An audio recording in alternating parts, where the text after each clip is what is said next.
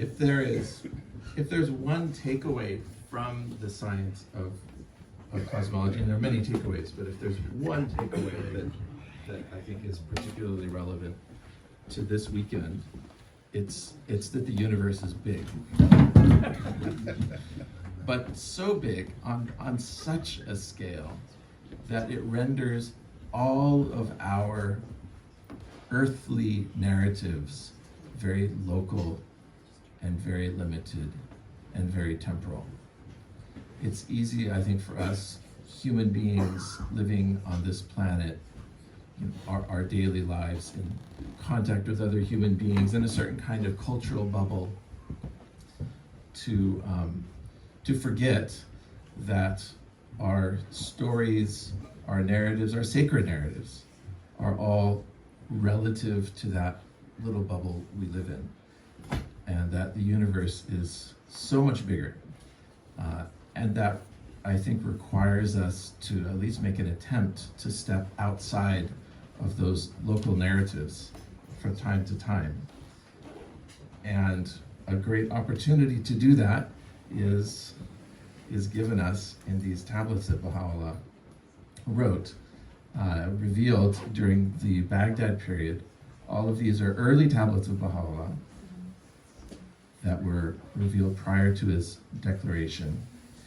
Two of them you may already be familiar with, the Seven Valleys and the Four Valleys, and those have been retranslated in this volume, The Call of the Divine Beloved, lightly retranslated, I would say. And to them have been added several other tablets on mystical themes. Lest we worry that these tablets are all packed with information that we somehow have to master and get to know. Baha'u'llah himself has set us straight.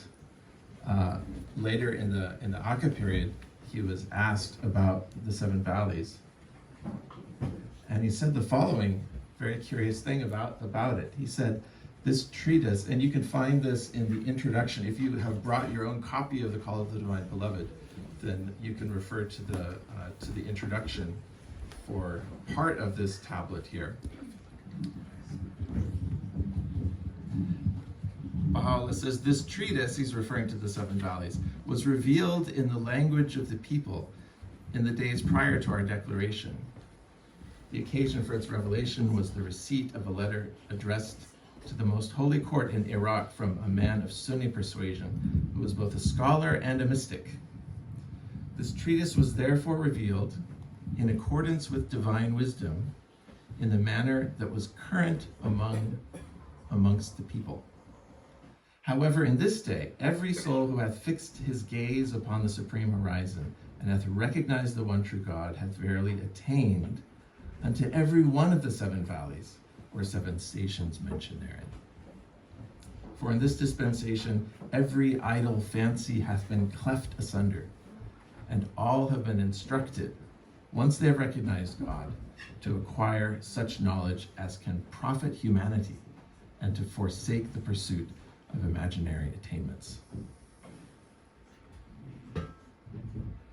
So my work is done.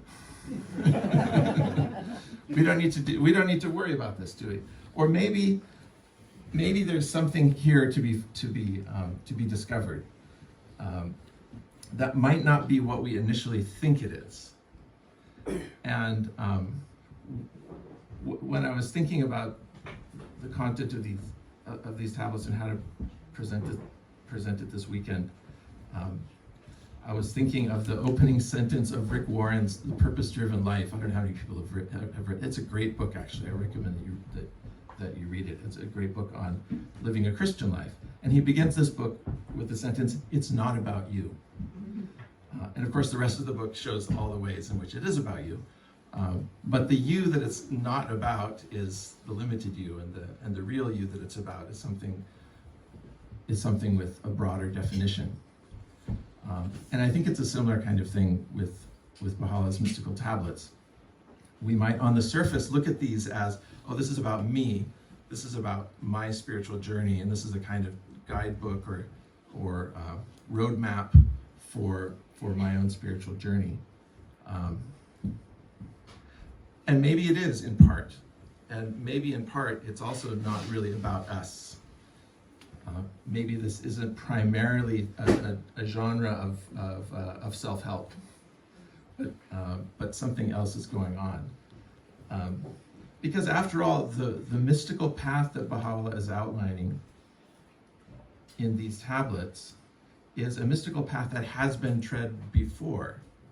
We can find the same path, nearly identical path, in the Sufi literature, in the literature of Buddhism, of Vedanta, in Hinduism, and of course in Christianity. The spiritual qualities to be cultivated by the seeker in that mystical path really haven't changed over the ages. I can say maybe provocatively, by the time Baha'u'llah came and revealed these tablets, the stations, the overall orientation of what the mystical path was kind of already a solved problem. I mean, the Sufis already brought this notion of mystical journey to such a high pinnacle. To the extent that Baha'u'llah in the Seven Valleys is really taking as a template for his own work an earlier work from many centuries before by Attar called the Conference of the Birds, which charts the journey of a group of 30 birds, in Persian, Simorg, through these seven valleys. And the seven valleys are the same valleys that Baha'u'llah describes. And at the end of the journey, those 30 birds find the Simorg, and they discover that this great bird was really themselves all along, because the Simorg literally means 30 birds. So at the end of this mystical journey, there's a kind of flipping of the script, a kind of loosening of the boundaries between self and other. There's a kind of redefinition and a rethinking of what is that thing that we've been seeking all along out there that we discover all along was in here. This is kind of the edge of the map that we're going to be looking at in the next few sessions.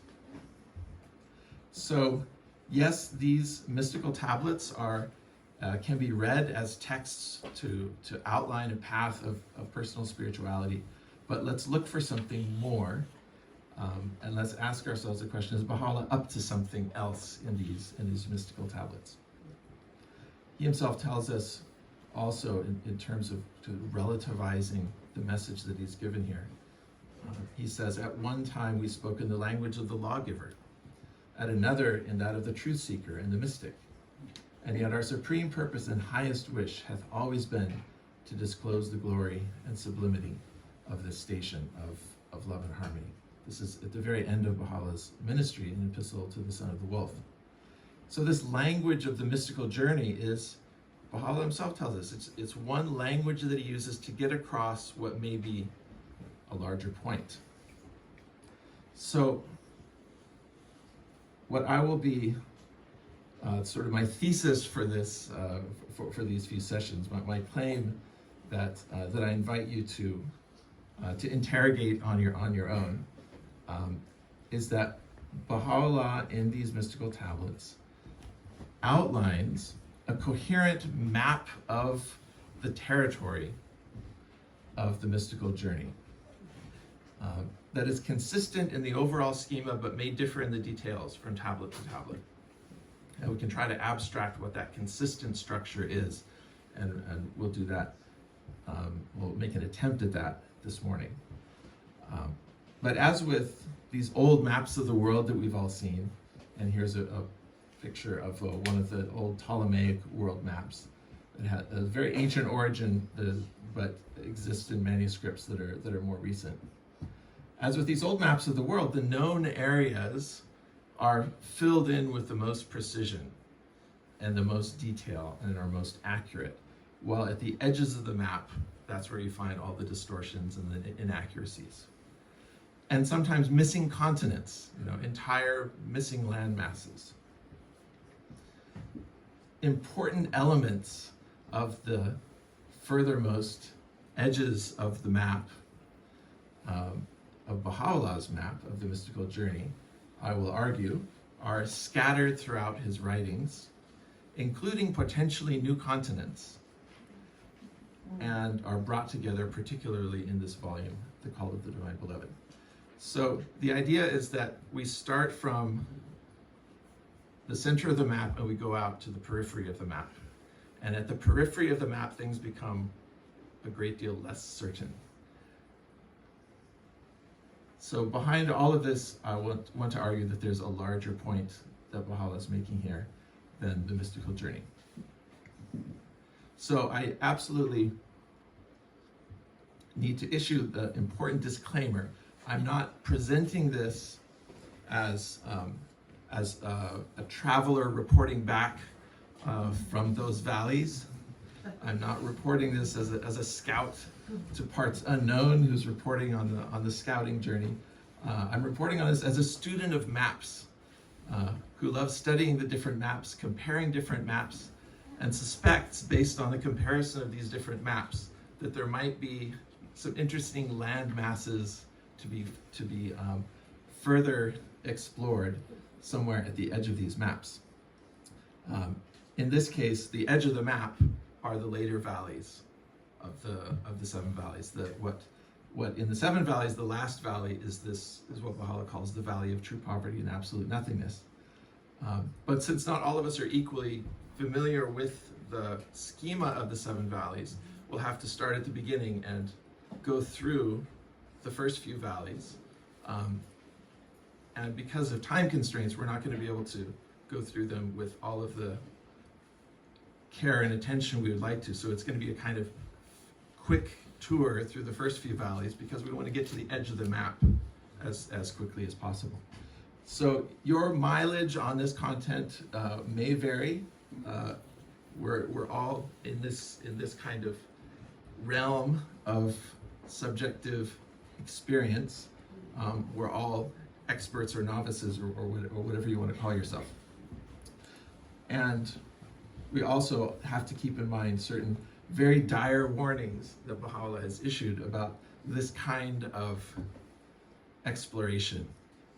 And one of these is in the Kitabi Akdas itself. He says, "And among the people is he who layeth claim to inner knowledge, and still deeper knowledge concealed within this knowledge.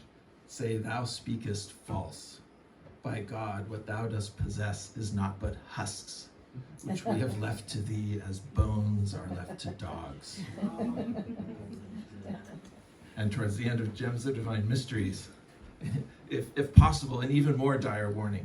He says, "Know, moreover, that should one who hath attained unto these stations and embarked upon these journeys fall prey to pride and vainglory, he would at that very moment come to naught and return to the first step without realizing it." So this all keeps us, in addition to David's introductory remarks, should keep us very humble about this process. So what I want to start with is we ought to ask the question, since we're talking about mystical journey, what is mysticism? Because this is one of those words that can mean a lot of different things to a lot of different people. A few years ago, I was walking through Powell's City of Books, the shrine to the written word in Portland, Oregon, and they have these different books on different topics at the end caps of the bookshelves, and next to the lumberjack and the literary bucket list reader, they had the mystic. I thought, oh, interesting, books on mysticism. I don't know if you can see the books here, but we have books on daily magic, witches, and self-care, books of fairies, and modern tarot. So that's a sort of modern interpretation of what the mystic is up to. So I really ought to start by maybe saying what mysticism is not, according to the Baha'i writings, and then try to zero in a little bit more on what mysticism is. And I think we're going to find that the answer is not as clear as we thought it was. So what is mysticism not in the Baha'i faith? Maybe we can safely say it's not magic, witches, fairies, and tarot cards. Let's withhold judgment on that for the moment. We can say that it's not something about secret doctrines or esoteric teachings. Abdu'l-Baha was very clear about this. And he said this in the Baltimore Hotel in Paris on 13th of May, 1913. He says, "In this cause of God, there is no secret doctrine or secret society or club or gathering. I want you to be impressed with the importance of this fact, that there is no secret doctrine in this cause at all." So take that one off the table as a possible component of the mystical path.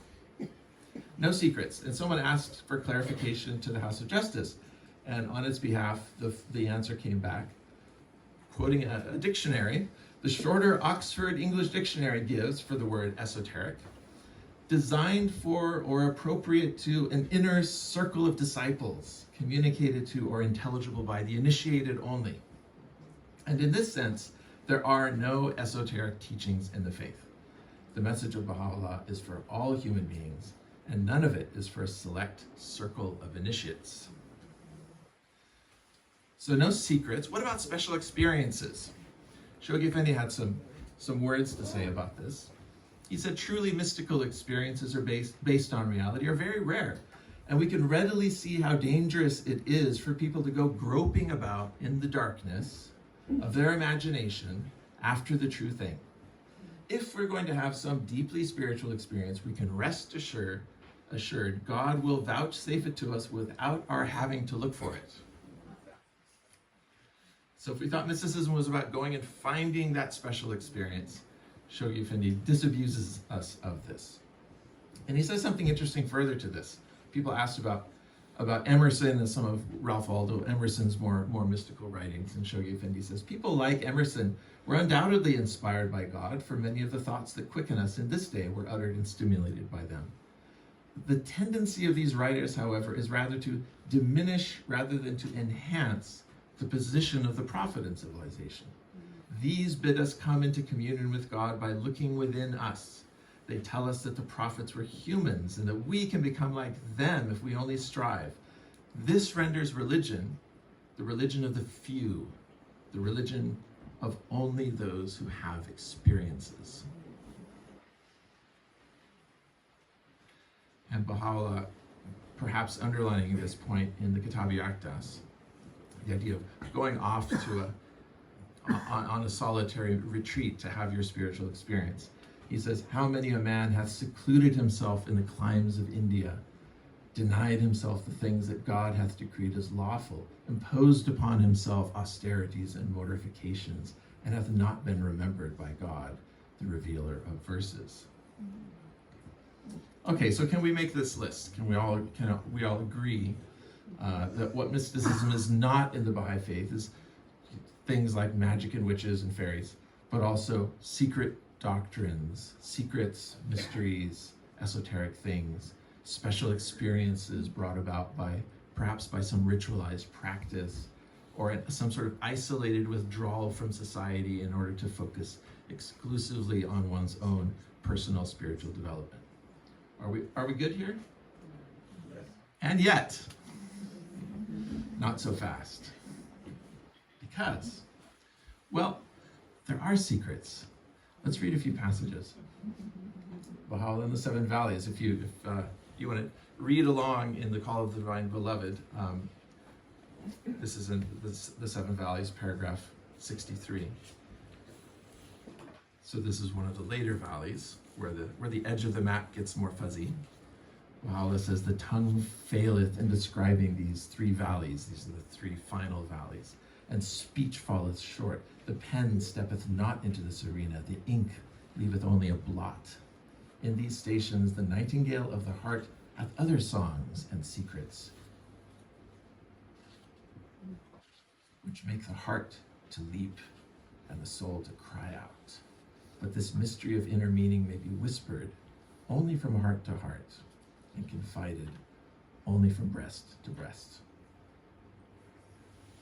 In the Kitab-i Aqdas, Baha'u'llah says, those who recite the verses of the All-Merciful in the most melodious of tones, will perceive in them that with which the sovereignty of earth and heaven can never be compared.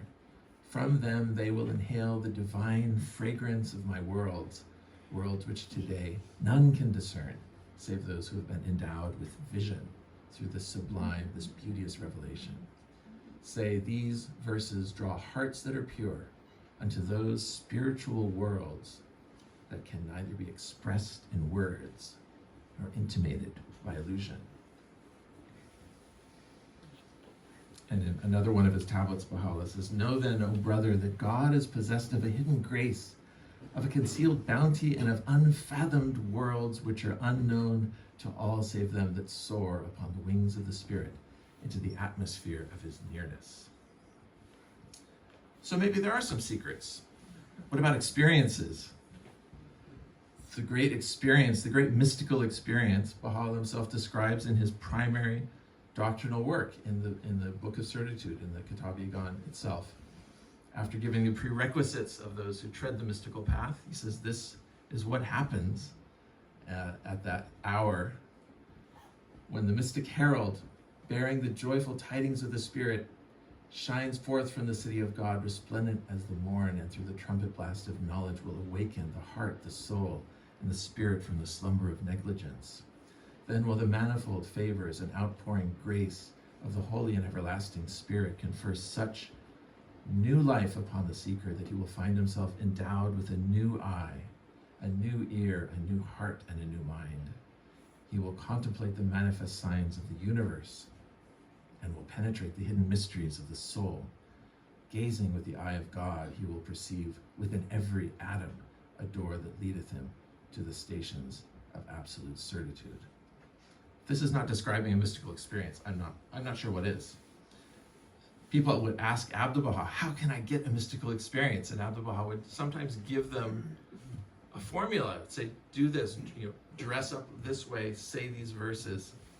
Someone asks him and he says, verily I say unto thee that if for the appearance of that divine essence thou desirest to have a definite proof and indisputable testimony and a strong convincing evidence, thou must prepare thyself to make thy heart empty and thine eye ready to look only toward the kingdom of God. Then at that time the radiance of that widespread effulgence will descend upon thee successively. Shoghi Effendi, who elsewhere warns people against the pursuit of these experiences, acknowledges that they are a thing.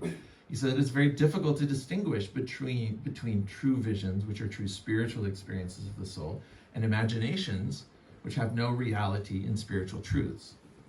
True visions, however, can be granted to those who are spiritually pure and receptive, and are not therefore confined to the prophets alone.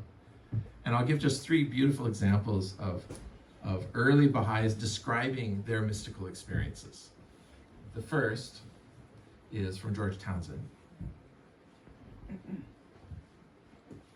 And this is in the David Hoffman's beautiful biography of George Townsend. He says, there is a note, a music, a voice in the writings of Baha'u'llah, even in translations, which never was heard in English literature before, and which has such power that it seems to shake the air as one reads. The vibrations of Baha'u'llah's writings are so intense, they shiver me with an exaltation and a power I can hardly stand, like standing out in a great storm, with the winds roaring and the waves raging and the trees shrieking and crashing, and the whole scene uplifting one with its tremendous power and energy and beauty, till one is transported and feels part of the titanic drama. Louise Waite asks Abdu'l-Baha about a special mystical experience she had. And this is in the Waite-Harrison notes from October 1909. She says, Mrs. Harrison asked, what was the cause of the sensation often experienced by both of us, which felt as if an essence were falling upon the top of the head, and a sensation flowing down around the face and on into the heart? She mentioned Aaron's beard from Psalm 133. Also like irrigation, Was it merely a physical sensation, imaginary or wrong? And Abdu'l-Baha replies, no, it is not a physical condition, but spiritual, a very high one, which is so intense it reaches the nerves and these react upon the body. When one is spiritually developed, the body responds to spiritual conditions or emotions. And this Psalm 133, the reference is to this beard of Aaron, it is like the precious ointment upon the head that ran down upon the beard, even Aaron's beard that went down to the skirts of his garments, as the dew of Hermon, and as the dew that descended upon the mountains of Zion, for there the Lord commanded the blessing, even life forevermore. And the third example is from Haji Mirza Haydar Ali. He describes the effect of being in the presence of Baha'u'llah when he chanted a tablet that Baha'u'llah had revealed for him. And this is the translation of some of his words. This tablet was chanted by the beauty of the all-bountiful Baha'u'llah. What an effect it had on me. To what a world did I ascend? To what a paradise did I enter? What did I see? In what way did I hear that voice and that melody? These I cannot tell. I entered that paradise which no eye had seen, and no ear had heard, nor any heart had felt. I saw the kingdom of grandeur and majesty, and felt the might, the transcendent power, the glory, and the sovereignty of the ever-living, the ever-abiding, the incomparable God. But to speak of it, write about it, give an image or likeness of it, exalt and sanctify it, allude to it, extol and praise it, or describe and narrate it, all these are impossible for this humble servant or anyone else in the world. We have only access to words and terms, whereas that experience and condition are exalted above all things. They cannot be put into words or described by talks. No one can interpret the inner feelings of one's conscience. But this condition remains only for a single moment. It is a fleeting experience.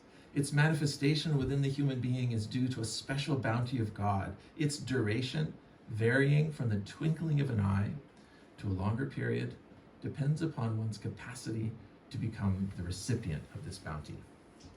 The deeds and actions of the person demonstrate its existence. So three examples of special experiences, and I would guess that many people in this room are Baha'is because of some sort of special experience they might have had.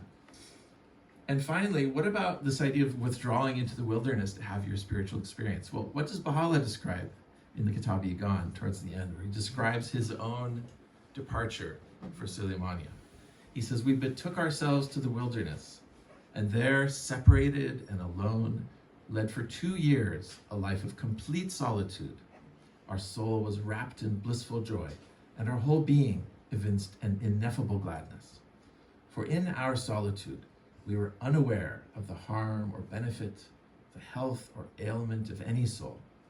Alone, we communed with our spirit, oblivious of the world and all that is therein. So we have to go back and reevaluate maybe what is mysticism in the Baha'i faith? Well, we have evidence there are secrets.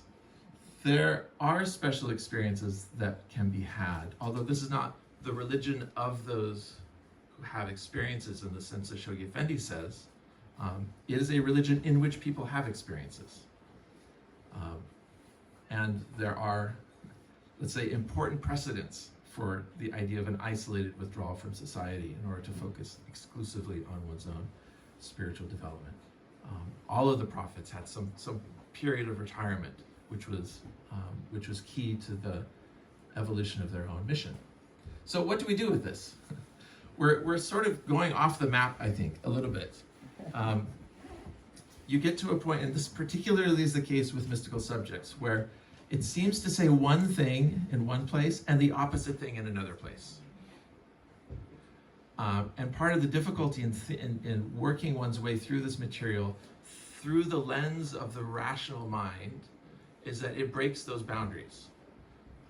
If this is a reality which is beyond words and grammar, then how can words and grammar be used to capture any aspect of it? Of course, when one goes off the map in the old maps of the continents, because there was just a big blank there, the cartographers had to put something, and so they would draw little sea monsters and dragons and things like that. That's partly a space filler, but also partly a true warning, because at the edges of the map, that's where the sea monsters are. That's where the dragons are. That's where one finds the blackest of nights. That's where one finds true spiritual crisis, because the foundations that one thought were upon which one had built one's entire spiritual identity, perhaps, have been pulled away, and what one thought was certain is no longer certain.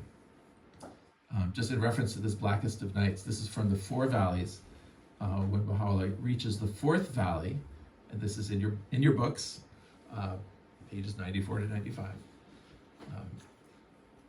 Baha'u'llah says, if the mystic knowers be among them that have attained the beauty of the beloved, this station is the throne of the inmost heart and the secret of divine guidance. So this is the sort of the furthest stage of the mystic journey in the Four Valleys. And Baha'u'llah then refers to this famous Islamic hadith, the tradition of Kumail. And he doesn't even identify. He says, if you're reading this, you know who he's talking about. He says, when asked regarding this matter, he made reply, it is a bottomless sea that none shall ever fathom. And when the question was repeated, he answered, it is the blackest of nights, through which none can find his way. Whoso comprehendeth this station will assuredly conceal it. And were he to reveal but the faintest trace thereof, they would assuredly hang him from the gallows. So there's real danger at the edges of the map, because the certainties that, in a way, are the fabric of a stable society are pulled away. Does God exist? Does God not exist? Is God out there in some sort of in some real sense, or not? This is a question that one comes to at the edge of the map. What about our soul? Is our soul this separate reality that has some beginning point in time but has no end point in time? The way we conceive of it as its own distinct permanent individuality, is that an approximation? Is that really how things work in the eternal realms? Is there another way to think about it? And if so, what happens to our sense of self? These are two of the great, I think, spiritual tests and trials that emerge at the edge of the map. But first, before we get to the edge of the map, we're gonna have to start by getting to the edge. So we'll start at the center, the better known center of the map. And I should say also, kind of parenthetically, that the mystical journey, it can be thought of not so much as a line from point A to point B, but as a journey of concentric circles from the center to the periphery. The center being the thing that's known, like in old maps, and the periphery being the thing that's unknown. But as with all aspects of the mystical journey, at some point everything gets turned upside down. So in another sense, the mystical journey is from the outer periphery to the center, because the center is the origin point. In the emanationist scheme of the Neoplatonists, the world the universe is in the station of emanation, as it were, from some great invisible sun, which is the center of everything, and we're somewhere out at the periphery. And so the mystical journey then is a journey to the center. Just one of many ways in which the words and the language and the metaphors fail. And we can also, I think, take heart at the beginning that there's a way back from this sort of abyss of contradiction that we find at the periphery of the map. And this is suggested by Shoghi Effendi, because people had written him at various points about contradictions that they saw. It says this here, it says the opposite there. Not all necessarily in the realms of mystical insight, but many of those are connected to realms of mystic journey. Shoghi Effendi says through his secretary, one might then liken Baha'u'llah's teachings to a sphere. Perfect for the map analogy. He says there are points poles apart, and in between the thoughts and doctrines that unite them. And I have to bring in a little bit of physics. So this is one of the great insights of Niels Bohr that's reinterpreted through Frank Wilczek's words. That ordinary propositions are exhausted by their literal meaning, their prosaic meaning. And the opposite of an ordinary truth is a falsehood. Deep propositions, however, have meaning that goes beneath their surface. You can recognize a deep truth by the feature that its opposite is also a deep truth. Now, Niels Bohr was talking in terms of quantum mechanics. He was talking about particle-wave duality, and that one deep truth of nature is that it can be described as probability waves with great mathematical precision and accuracy. But the strange paradox about the universe is that once it's observed, it looks like a particle, and things are described in terms of particles, things that are confined to a certain moment in space and time. But that's only when someone's looking at it. When no one's looking at it, it behaves like a wave again. And so this wave mode of describing the universe is complementary to this particle mode of describing the universe. These are both deep truths, and they're opposites. How can something be a wave and a particle at the same time? This reality, as perhaps we shouldn't be too surprised, because the Baha'i writings assure us that the physical and the spiritual worlds correspond to each other. Point for point, as it were. There's a tablet of Baha'u'llah's, I don't have the slide for it here, where he says that everything that exists in this physical world, every form, every substance, every name, every attribute, he says, for every one of these isolated existing things in this physical world, he says, there exists a corresponding reality in the spiritual world. So perhaps not surprising at all that this deep principle, which is a feature of the physical universe as scientifically proven as anything, could also be a key to understanding spiritual realities. Does God exist? Doesn't God exist? It's kind of like a particle or a wave. Depending on how you look at it, the answer to that is either yes or no. More on this as we continue. So we're going to start by starting at maybe what we might say is the best known part of the map, the Valley of Search. We've all been there. We're all there now. And we're going to try to develop a skeleton key for understanding these different mystical stages. It's what I will suggest here is useful for me, so just take it for what it's worth. If it's not useful for you, then absolutely create your own schema and your own way of understanding it. An interesting thing and challenging thing about these texts is that Baha'u'llah never describes it in exactly the same way twice. When he's describing mystical stages and you try to compare them, you realize there's never a case in which, say, the number and order of the valleys is exactly the same. And this is, I think, a wonderful thing that he's done this, because it's kept us from getting too literalistic and too rigid about these classifications. You know, we understand that all of these classifications are for a particular moment, for a particular time and place, addressed to a particular audience. And depending on who the audience is, he may bring in this valley or take out that valley. So that kind of allows us to let go of the idea that what we're looking at here is information that we need to assimilate, the way we say assimilate a chemistry textbook. The nature of the information here, I propose, is not information in that sense. The word for that in Arabic is ilm, like the Baha'i month ilm. That's the sort of information you can learn from a teacher by reading a book. The kind of information that Baha'u'llah is delivering in these texts is of a different order. The Arabic word for it is irfan. And sometimes it's translated into Baha'i writings also as knowledge, which can be confusing if you don't have the ability to look back at the original terminology. And sometimes Baha'u'llah uses the word ilm, but he really is using it in the sense of irfan. So there's extra layers of difficulty in interpreting. But irfan is often translated in the Baha'i writings as recognition. Less commonly, it's mystical insight, but in general, Baha'i translations tend to avoid the word mystical, perhaps because of all of this baggage that it carries in the English language. So what we'll be looking at as we do a quick trip through the first few valleys to get to the edge is try to get an overall sense of what's the schema here, what's the overall structure. And the question we're going to be asking is, in each of these valleys, how would you summarize what's going on between the seeker and the object of the search?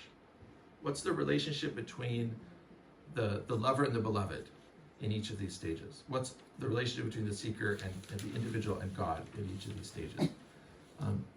And just to maybe preview a little bit of where I think this is going. I'm not very good at burying the lead. The overall structure, I think, is going to go something like it starts in stages of relative limitation, in which the primary mode of perception of the universe is things in their separateness, and it proceeds in the later valleys through what one might call the valleys of non-limitation, in which one is seeing primarily through the mode of unity. One is looking at things not as separate, but one is seeing that which connects everything underneath the surface. But those two ways of seeing, through the eye of distinction and the eye of unity, themselves give way at the end to a stage which is not a stage, to a mode of perception which is not even a mode of perception, because we've passed beyond the realm of names and attributes. So that's where it gets really interesting. That's where we're truly off the edge of the map, and where we'll have a lot of fun looking at what the writings may have to say about what's going on there. So, how can we start? One great way to start, like the most, and how much time do I have at this point? You're good. Keep going. Okay, so at this point, let's start with the shortest tablet of Baha'u'llah that gives us the briefest possible summary, just as a primer. And this is one of the newly translated mystical tablets, tablet number 4. No official name. We might provisionally call it the Tablet of the 7 Steps. Apparently written to a blind man, because he refers to his lack of vision, and it doesn't seem like in a spiritual sense. And Baha'u'llah summarizes things, and I'll skip it for lack of time. I'm not going to read all of the introductory material. But Baha'u'llah acknowledges that he's heard that sorrows have compassed him around, and is giving him this guidance. And the guidance says, "Set out then from thine abode, take thou 7 steps upon the earth, and with each step complete a stage of the journey. With the first, enter the ocean of search, and seek God thy Lord with thine inmost heart and soul. With the second, enter the ocean of love, and make mention of God thy Lord in the transports of thy longing and the ecstasies of thy rapture. With the third, tread the paths of detachment, that is, sever thyself from thine idle fancies, and walk in the ways of thy Lord." Those who are familiar with the 7 valleys might already realize something is going on here. With the fourth, enter the fathomless depths of oneness and the billowing seas of eternity. Cover thy face in the dust before the Lord of Lords, and sanctify thyself and thy spirit from all departure and return, that thine inmost heart may be freed from all things in the kingdoms of creation. With the fifth, ascend into the heaven of wonderment, that thou mayest taste the goodly fruits of this blessed realm, lose thyself in bewilderment before the power of thy beloved and the dominions of thy Creator, and proclaim that which the King of existence and the goal of all desire hath proclaimed. Increase my wonder and amazement at thee, O God. With the sixth, soar upon the wings of submission and contentment unto the cities of the unseen, that thou mayest enter the expanses of utter nothingness, wherein thou shalt die to thyself and live in him who hath fashioned thee. I don't know if you saw what Baha'u'llah just did there. He collapsed two valleys into one. With the seventh, drown thyself in the depths of eternity. And this the word for eternity here, ba'a, which we're going to be focusing a lot on, is different, unfortunately, from the word for eternity mentioned in the fourth step. The underlying word is different. The meaning here is different. With the seventh, drown thyself in the depths of eternity, that death may not overtake thee, and that thou mayest abide forever in the shadow of the everlasting face of God. Thereupon shall the fragrance of the All-Glorious be diffused from the realm of the All-Merciful, and thy heart shall grieve no more over the vicissitudes of a fleeting life and the turns of a transient fortune. Then ends with this interesting, in connection with the idea of, well, are there specific ritualized things that Baha'u'llah suggests to have an experience? Here's an example of it. Baha'u'llah says, once thou hast privily completed these journeys, place this robe upon thy sightless eyes, that the eye of thine inmost heart may be opened. And I think by robe here he's metaphorically talking about the tablet. Saying, literally put the tablet on your eyes. Okay, so we have these seven steps. Those who are familiar with the seven valleys will note that the seven steps are not exactly the same. The list here, and this is a kind of, again, preview of where we're going to be going. The list here is according to the seven valleys, and so, and I'm adding some things because it's interesting that Baha'u'llah starts with the Valley of Search. Because how many of us are actually in the Valley of Search? How many of us humans, 8 billion humans on this planet, are actually in some sort of state of active spiritual search? Is that already a minority of people? Or is there a Valley Zero before Valley One, which we might call the Valley of Heedlessness, before you're even entering upon the search? And the valleys that follow will look at what is the relationship between the lover and the beloved. A relationship of tension, a relationship of unity, a relationship of awareness of the other,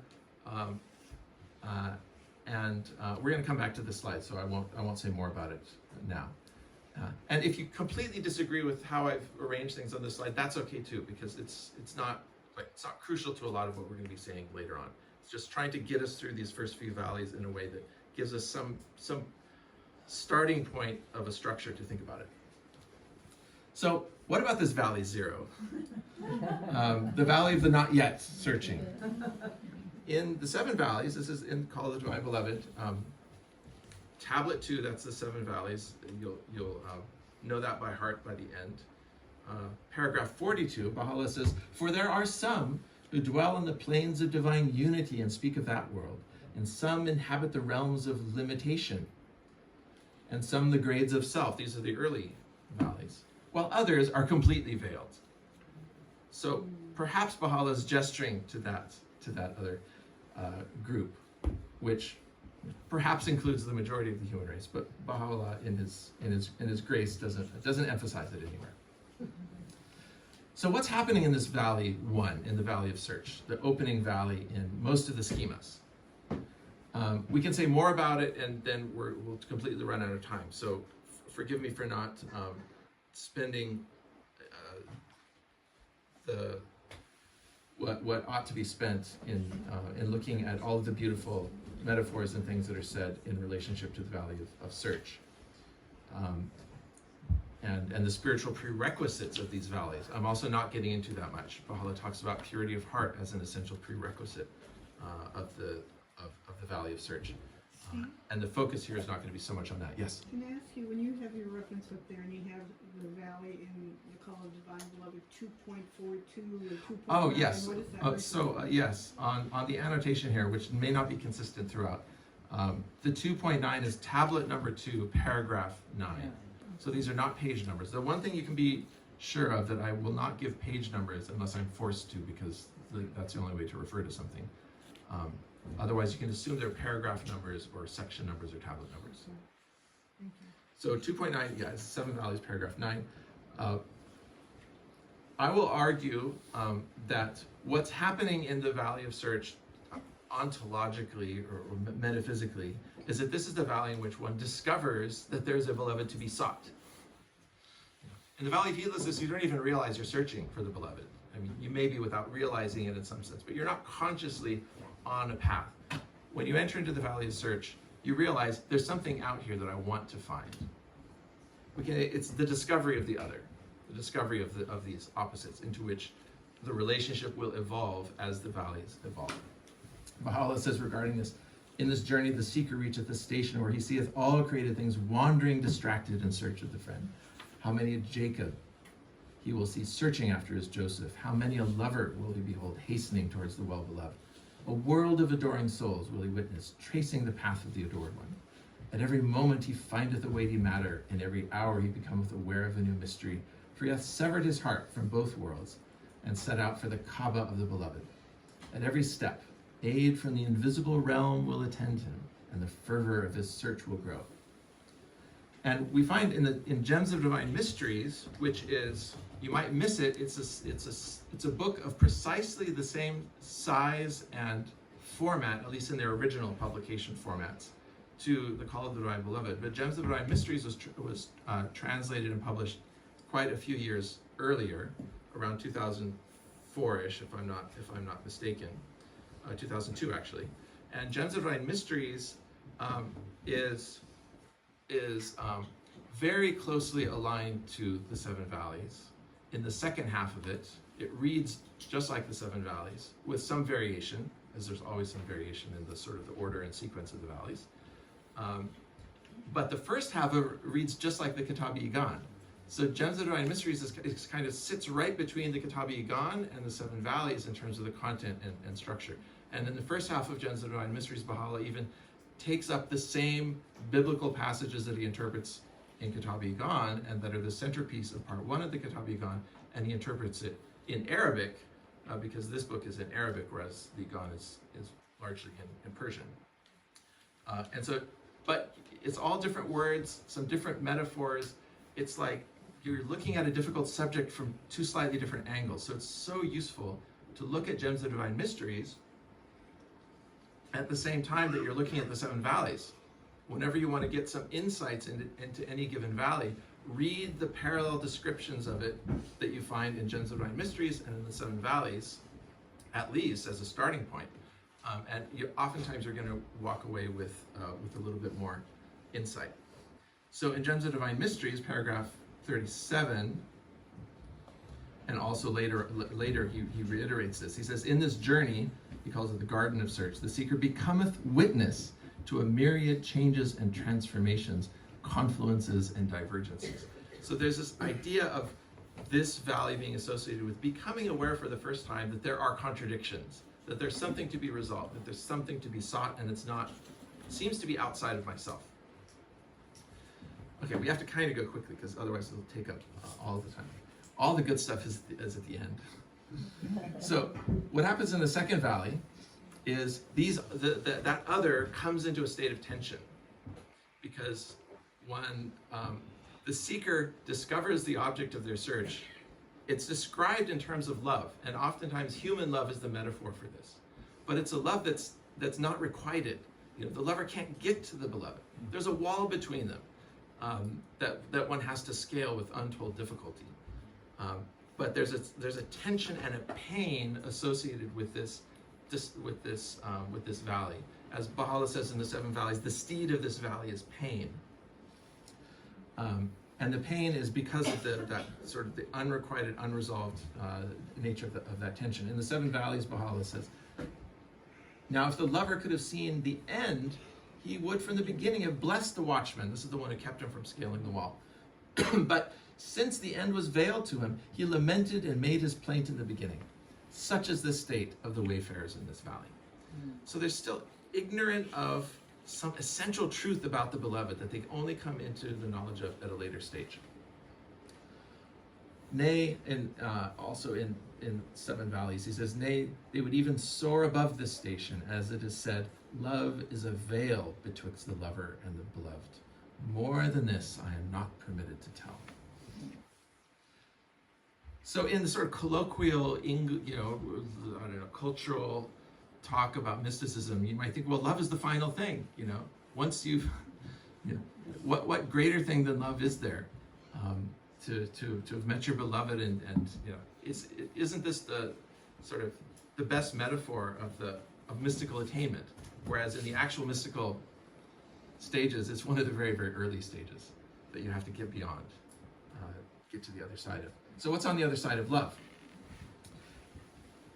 That tension is reconciled. The lover scales the wall and falls into the arms of the beloved. And certitude is attained. This is sort of a station of certitude. Baha'u'llah says, again in the Seven Valleys, that if confirmed by the Creator, the lover escapeth the claws of the eagle of love, he will enter the realm of knowledge and come out of doubt into certitude, and turn from the darkness of wayward desire to the guiding light of the fear of God.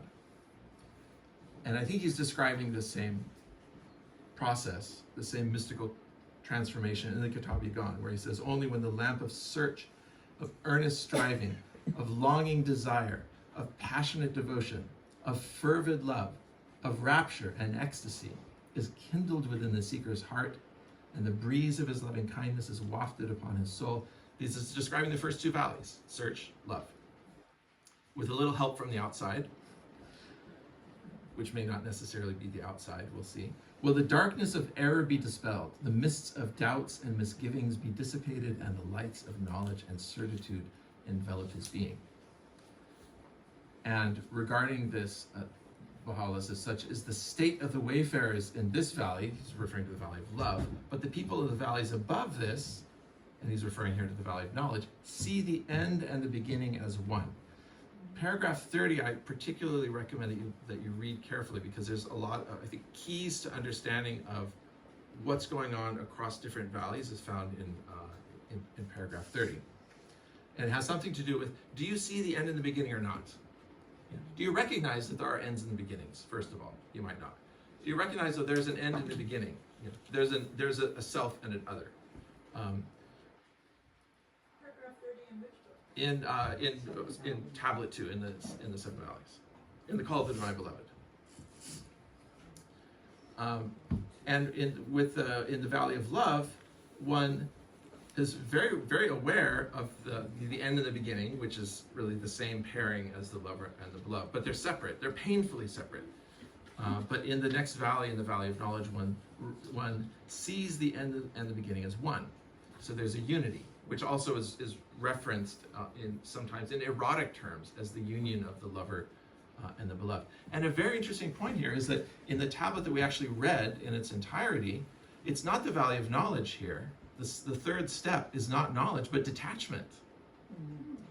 You think that's strange because you've just met the beloved, you've attained the beloved, you've fallen into the arms of the beloved, scaled the wall with untold pain and hardship, and the next step is detachment. Isn't there a moment, of bliss, of mystical union, and then you reach the next level and then you're all detached from it? That's an interesting mystery. On the other side of this valley of knowledge, which Baha'u'llah says is the last of the valleys of limitation, Baha'u'llah says, after passing through the valley of knowledge, which is the last station of limitation, even this valley of knowledge, even this valley of certitude, is already, Baha'u'llah says, one of the valleys of limitation. Because one still sees the world fundamentally as divided into lovers and beloveds, as different particles. It's still seen through the eye of distinction. And only when you get to the later valleys are you fundamentally seeing the world through a different lens. Now you're fundamentally seeing the world not as there's a lover and beloved that have been reconciled or have not been reconciled, but rather the lover and the beloved are one. They're the same thing, which is a different way of thinking than saying the lover and the beloved have come together and now they're reconciled or in a loving embrace or however you want to use the metaphor. Baha'u'llah says, after passing through the valley of knowledge, which is the last station of limitation, the wayfarer cometh to the first station of unity. This is an important improvement in the translation. If you look at the old translation of Some Answered Questions, it just says the valley of unity. The actual text says the first station of unity, which implies there are different stages and stations of unity. And this is an absolutely key point as we get to the later valleys, because there is more than one station and understanding of the reality of unity. The wayfarer cometh to the first station of unity, and drinketh from the cup of oneness, and gazeth upon the manifestations of singleness. In this station he pierceth the veils of plurality, fleeth the realms of the flesh, and ascendeth unto the heaven of unity. And a little bit earlier in the seven valleys, he says, such is the state, again, this is that key paragraph that gives you a sense of relationship between valleys. Such is the state of the wayfarers in this valley of love, but the people of the valleys above this knowledge see the end and the beginning as one. Nay, they, and now he's referring to the next valley, the valley of unity, they see neither the beginning nor end, and witness neither first nor last. So that's the difference between the third and the fourth valley. The third valley, yeah, it's reconciled. The tension of opposites has been reconciled, but you still see them as separate. In the valley after that, now you've transcended the valleys of limitation. Now you're into the valleys of oneness, and now you're seeing through the eye of unity. So you no longer see the lover and the beloved as two separate beings. You see them as one being. We're only halfway in. It's getting quite abstract. And Baha'u'llah promises us, though, that what comes later, what comes in these next few valleys, is going to be even more difficult to describe. Because up until this point, we can kind of, I think, logically parse this, more or less.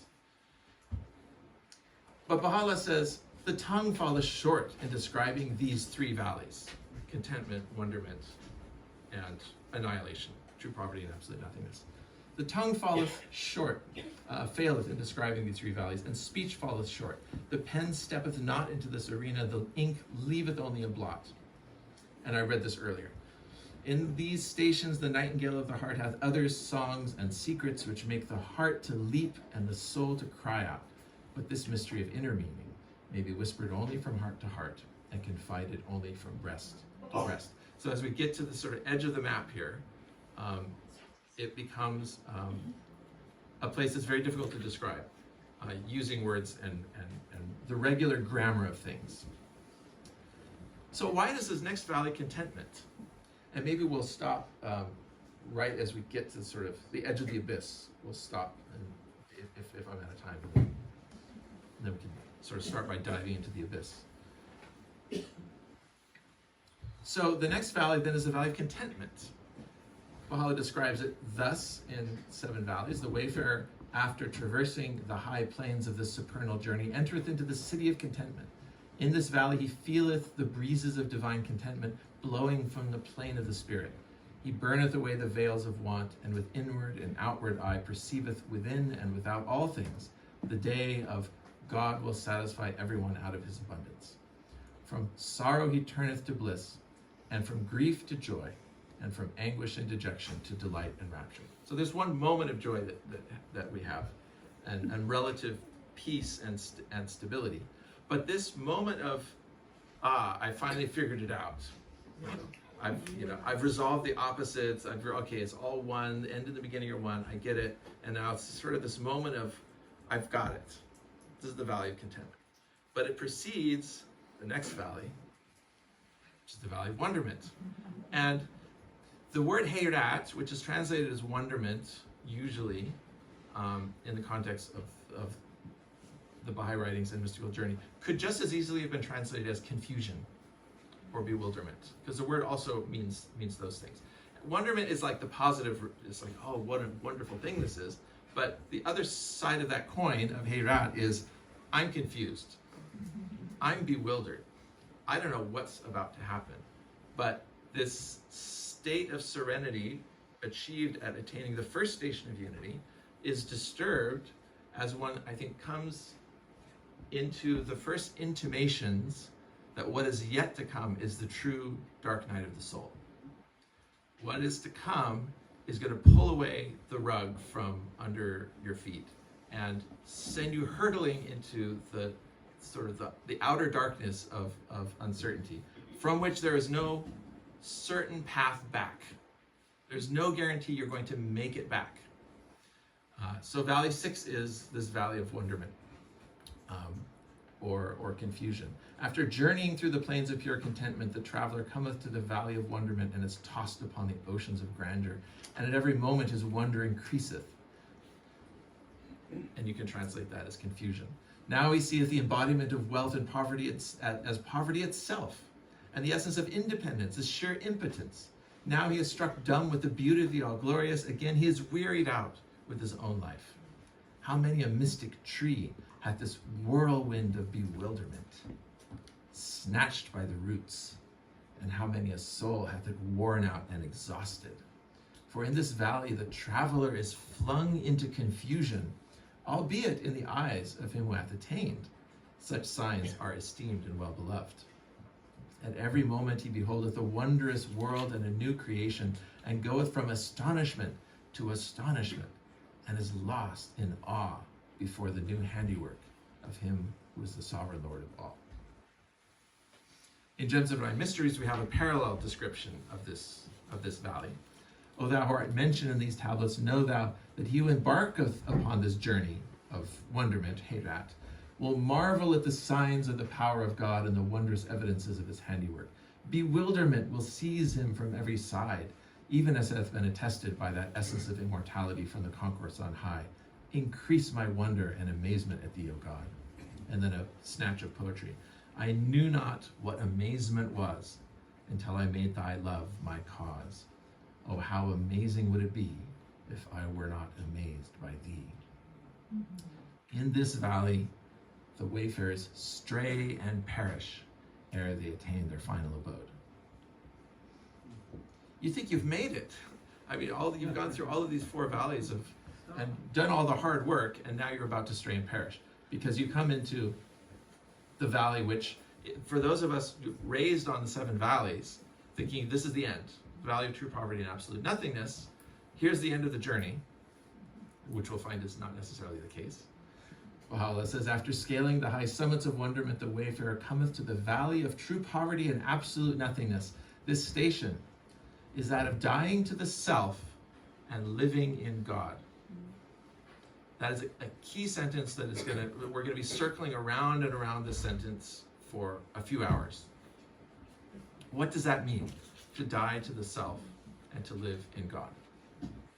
Of being poor in self and rich in the desired one. Poverty, as here referred to, signifies being poor in that which pertaineth to the world of creation, and rich in what belongeth to the realms of God.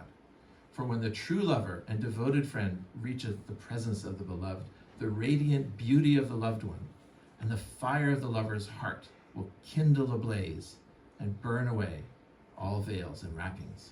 Yea, all that he hath, from marrow to skin, will be set aflame, so that nothing will remain save the friend. Thou hast given up the drop of life and drawn nigh unto the ocean of the well-beloved. In Gems of Divine Mysteries, this is how Baha'u'llah describes that same valley. And should the servant ascend to even loftier heights, quit his mortal world of dust, and seek to ascend unto the celestial abode, he will then pass from this city, that's wonderment, into the city of absolute nothingness, that is, of dying to self and living in God. So he uses the same phraseology. Important, sort of put an exclamation point on this sentence. In this station, this most exalted habitation, this journey of utter self-effacement, the wayfarer forgetteth his soul, spirit, body, and very being, immerseth himself in the sea of nothingness, and liveth on earth as one unworthy of mention. Nor will one find any sign of his existence, for he hath vanished from the realm of the visible, and attained unto the heights of self-abnegation. How can a true lover continue to exist when once the effulgent glories of the beloved are revealed? How can the shadow endure when once the sun has shone forth? So I'll keep going until David takes me away. Okay, where does this come from? This is such a key phrase that we're going to dig a little bit into where does this come from? This idea of dying to self and living in God. And it's a bit of a mystery, because Baha'u'llah identifies this state, this final valley in the seven valleys. It's described as the valley of true poverty and absolute nothingness. But when you actually read the description of the valley, it seems to be joined to the next valley already. In other words, the dying to self and the living in God is described as a simultaneous thing, whereas what we'll see is that in Gems of Divine Mysteries, it's broken out into two different valleys. So sometimes Baha'u'llah describes this as one thing, dying to self and living in God, and sometimes he'll split it out because he has something to say about each one separately. Where's the locus classicus of this? Where's the sort of the origin of all of this? It comes from the Quran, as often the case with these like key mystical terms and phrases and concepts. You're going to find a previous origin of it. And in this case, it's something that Baha'u'llah himself quotes. We may be familiar with it, and variations of it are found throughout the Baha'i writings. All on earth shall pass away, and there remaineth alone the face of my Lord, the all-glorious, the most bountiful. So versions of this throughout the Baha'i writings. This is quoted exactly in the Surah Haykal, paragraph 269. And it's a quotation from the Quran, Surah 55, verses 26 to 27. And I've just put in orange for those who want to read the Arabic. This is where you have fana, or a version of the word fana, and a version of the word baqa. All that is on earth perishes, annihilates, and that which remains, that which abides forever, is the face of thy Lord. That's the essential kind of process, that simultaneous process. And we can compare this to the Shahada of Islam, that the confession of faith which is recited, that we've probably heard before. No God is there but God, and Muhammad is the messenger of God. La ilaha illallah wa Muhammadun Rasulullah. This Shahada begins with the La ilaha illallah. There is no God illallah, save God. And the ilaha is like lowercase God, right? Muhammad comes to the Arabian Peninsula at a time when worship of idols was the norm. So he's trying to crush the idols and replace them with the one true God. So he says there is no lowercase God except the one true God. But the important thing, and the mystics never tire of talking about this, it starts with the La ilaha illallah. There is no God. You deny, you negate. You have to sweep away the previous debris and then replace it with the thing that is actual and real. So you begin with the letter of negation, the La, and then the next step is the letter of affirmation, the Illah, save God, or save the face of God. So this is the essential movement then between nothingness in the mystical sense, the mystical journey, the valley of true poverty and absolute nothingness, is this dying of the self, the negation of the self, so that what remains after the negation of the self is that what is sometimes described as the next valley, which is the valley of true immortality, of the living in God. But is that true immortality the immortality of us as we were before, but now just having gone through a harrowing journey? It's like, wow, that was interesting. Now I'm back. The hero's journey. You go to the. I've got this somewhere. I'm skipping forward a little bit. Never mind. I'll get to it later. Maybe I can finish with this one additional bit of background, and then we'll really dive in the next session. It can be really helpful particularly when we're looking at concepts that are very terminologically significant, that have a long history, to go back and look at the roots of it and to look at how it's been understood in the Islamic context, because oftentimes, not always, but oftentimes, that context of interpretation is useful for understanding the Baha'i take on it. So in this case, there's a great article by William Chittick, who's a great scholar of Islam, particularly mystical Islam, who's written numerous books and articles, and he takes up this question of fana and baqa, and says something which is a great kind of framing for the conversation. And I don't know if that's legible at all. It's barely legible on my screen. But let me try to read it for you. Space here. He says and this is Ibn al-Arabi, one of the great Islamic mystics, particularly had a lot to say about this relationship between the annihilation of the soul and the living in God. And it's connected to a number of other interesting pairs of ideas. He says, Ibn al-Arabi and other Sufis employ many pairs of terms to bring out the complementary function of servanthood and vicegerency. That is the human state of actualizing simultaneous tanzih and tashbih. That is the tanzih is the idea of God in accessibility, and tashbih is the idea of God as resembling us, as coming into intimate relationship with God. The transcendence and immanence.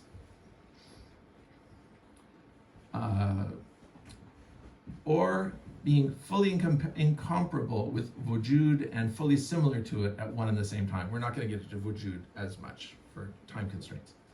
One of the most famous of these pairs is fana, annihilation, and baqa, subsistence. In Baha'i translations, we often translate it as immortality. Western scholars seem to have focused on the term fana because it is reminiscent of terms like nirvana and moksha. But in the texts themselves, fana is always contrasted with baqa. The locus classicus for the two terms is the Quran 55:27, which I just quoted. And he goes on and says, in a chapter of the Futuhat-e Makkiyah, which is Ibn Arabi's magnum opus, huge, I don't know, Kevin, are you translating that? I don't even know if it exists in a complete translation in English. It's just a huge work. In a chapter of the Futuhat devoted to annihilation, Ibn Arabi points out that the term fana is invariably used in its technical sense, along with the pronoun an, from. That is, the Sufis speak of annihilation from something. Likewise, the term baqa is always employed with the pronoun be, through. Hence, one speaks of subsistence or immortality through something. So you're being annihilated from yourself and you're subsisting through God. In all cases, annihilation is lower and subsistence is higher. And he goes on in the next page, a few pages later. He says, Ibn Arabi never lets us forget that annihilation is a relative term. We're always talking about annihilation from some specific mode of lower consciousness and a simultaneous subsistence through a specific mode of higher consciousness. That which subsists is the real's self-disclosure. Shidduch really is into self-disclosure. And so is the Bab, by the way. And that which is annihilated is the unreal, the limited self-awareness of the individual. Ibn Arabi explains, subsistence is your relationship with the real, but annihilation is your relationship with the engendered universe. Since you say, I have been annihilated from such and such, your relationship to the real is higher. Hence, subsistence, immortality, is a higher relationship, since the two are interrelated states. None, boy, it's hard to read. None subsists in this path except he who is annihilated, and none is annihilated except he who subsists. There's a real reciprocal relationship between them.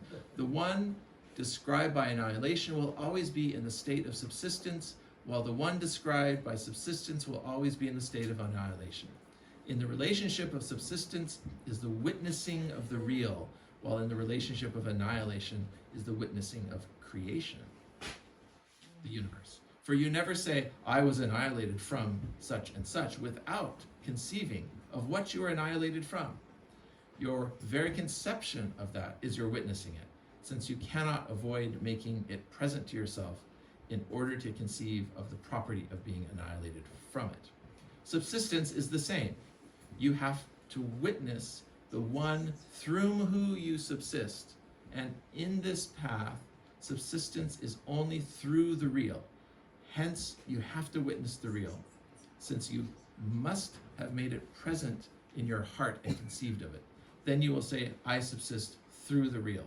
This relationship is nobler and higher because of the highness of the one with whom it is established. Hence, the state of subsistence is higher to the state of annihilation, even if the two necessitate each other and are found in a single person at the same time. So that's a lot of detail to say something which is more or less simple, I think. That Fana and Baga are intimately related. So let's just summarize where we've gotten up to at this point, and then I'll exit. We've looked at mystical journey as an evolution in the relationship of the soul to its beloved, to God, we would say in some contexts. In the sort of mystic, ecstatic mystic, we would talk about the beloved. We discover the opposite. We're heedless of the opposites. We discover the opposite. We come into tension with the opposite. The opposites are reconciled, but still separate from each other. There's a unity of the opposites in which they become the same. Then there's an annihilation of those opposites in the station of Fana. And then there's a transcending of the whole framework of opposition. That's anyway, that's what I propose, that's part of what I'm proposing is going on. But we'll be looking at the text and being able to come to our own conclusions in the next section, when we will start with the valley of immortality as it's described in Gems of Divine Mysteries.